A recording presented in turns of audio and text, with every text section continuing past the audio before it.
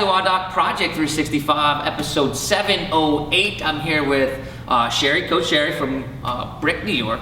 I wanted to say CrossFit Brick, but she corrected me already Brick, once. New York. Brick, New York, right? And we're talking about how we can mobilize our low backs, adding both some traction throughout the low back and then get a little bit of twisting. That little bit of twisting will allow us to preload what we call the quadratus lumborum. It kind of allows us to hip hike, but it's also something that gets super tense and taut after we do like high squatting activities, high deadlifting activities, anything in which the low back is involved. So we got ourselves a box here, and what we're gonna have Sherry do is kneel away from the box. The reason why we like to have this way is because it allows us to make our torso longer. If you're shorter, you're gonna go ahead and use the box in the wide fashion, okay? But Sherry's long enough that she'll be able to do that. So in this case, what we're trying to do is stretch the left side of her back here. And what we're gonna have her do is go ahead and reach as far as she can onto the opposite side of the box.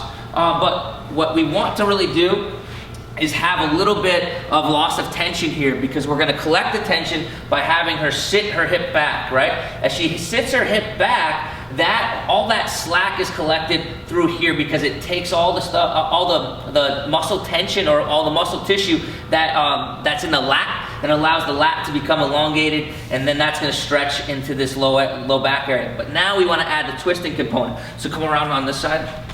So the way that we add the twisting component is once all the fascial tension is collected along this left side of the line, Sherry's gonna take her right arm and she's just gonna go ahead and she's gonna push away, and you can see how that really opens up the shoulders. Now she's blocked here at the hips because she's in a kneeling position, so that the hips can't rotate, they get locked in, and we can really stress the low back here into that lengthened and twisted position. If we're gonna go ahead and do the opposite side, stay on that side so we give you a different view. Sherry, jump over here. Well, you stay right there, just jump right arm.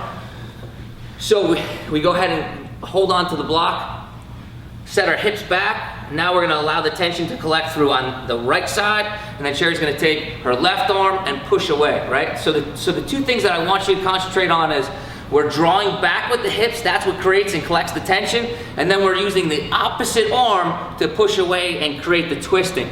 The right arm in this case is doing pretty much nothing, but our fingers are holding on. Cool?